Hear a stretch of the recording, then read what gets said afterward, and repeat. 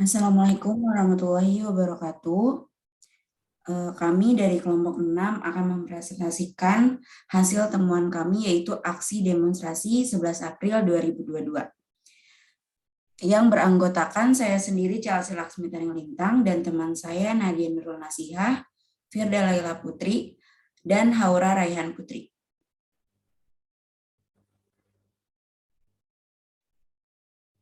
Di sini yang pertama yaitu adalah latar belakang. Aksi demonstrasi atau unjuk rasa adalah cara yang dilakukan oleh rakyat Indonesia untuk mengeluarkan suara atau menuntut haknya secara kolektif dengan menyatakan pendapat atas kebijakan yang dianggap tidak mensejahterakan rakyat. Mahasiswa yang sebagai kelompok unjuk rasa memiliki ide dan pemikiran yang kritis, serta memiliki semangat yang membara untuk membuat sebuah perubahan yang dapat meresap aspirasi dan dapat memberikan solusi bagi permasalahan yang dihadapi masyarakat. Nah, di sini ada tujuan aksi demonstrasi. Tujuannya ini ada 4, yaitu yang pertama, mahasiswa menuntut Presiden Joko Widodo menolak dengan tegas penundaan pemilu 2024 atau masa jabatan 3 periode. Yang kedua, mahasiswa mendesak Presiden Jokowi untuk menunda dan mengkaji ulang Undang-Undang IKN termasuk dengan pasal-pasal yang bermasalah serta dampak yang ditimbulkan dari aspek lingkungan, hukum, sosial, ekologi, dan kebencanaan. Yang ketiga, mahasiswa meminta Presiden Joko Widodo untuk mengusut tuntas para mafia minyak goreng serta mengevaluasi kinerja menteri yang terkait. Dan yang terakhir, mahasiswa meminta Presiden Joko Widodo dan Wakil Presiden untuk berkomitmen penuh dalam menuntaskan janji kampanye di sisa masa jabatan.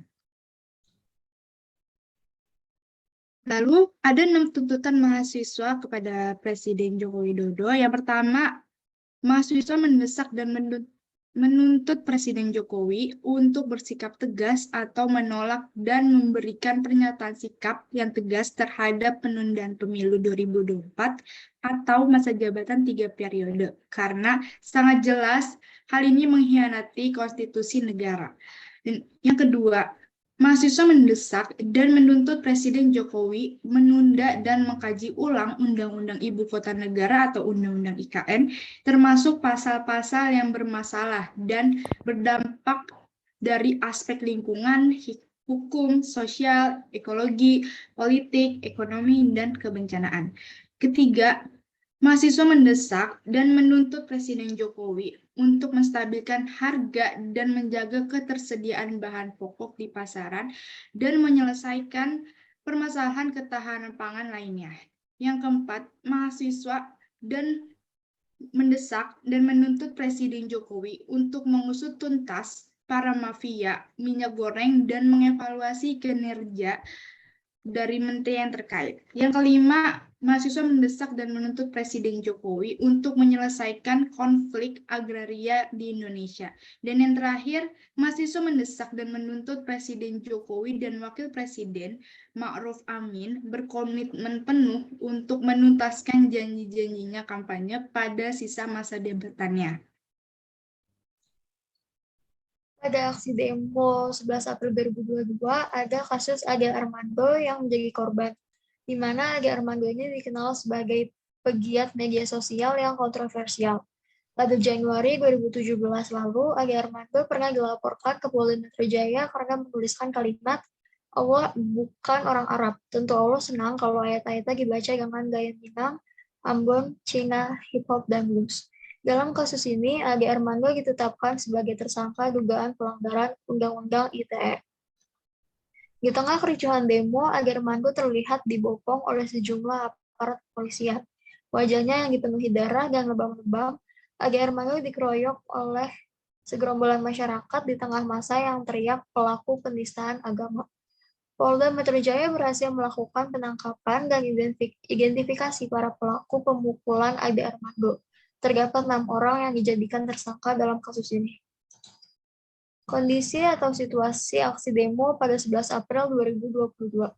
Pada Senin 11 April 2022 siang, para mahasiswa melakukan aksi untuk unjuk rasa untuk menolak perpanjangan jabatan Presiden Joko Widodo.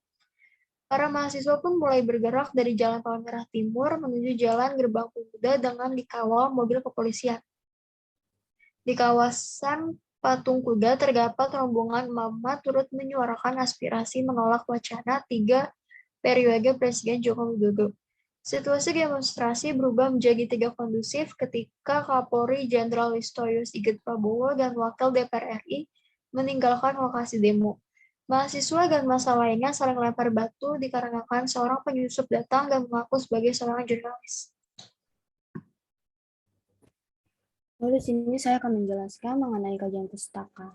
Nah, menurut Hidayat, kata metode ini berasal dari bahasa Yunani. Metodos yang berarti jalan atau cara. Nah, jalan atau cara yang dimaksud di sini adalah sebuah upaya atau usaha dalam meraih sesuatu yang diinginkan. Yang kedua, menurut Zaki Derajat, metode demonstrasi adalah metode mengajar yang menggunakan peragaan untuk memperjelas suatu pengertian atau untuk memperlihatkan bagaimana melakukan sesuatu kepada anak didik.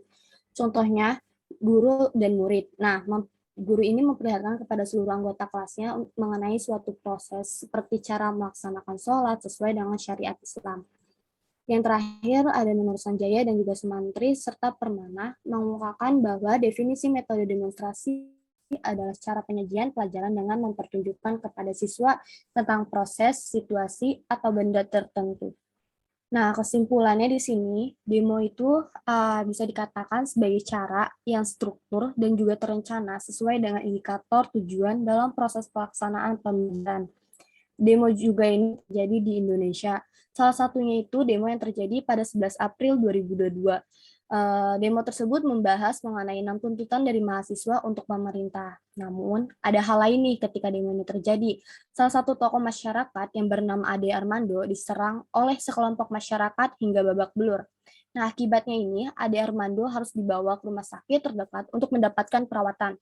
Intinya adalah mahasiswa menginginkan untuk Presiden Joko Widodo dapat mengembalikan harga sembako menjadi normal kembali dan menepati seluruh janji-janji kampanye yang belum terselesaikan.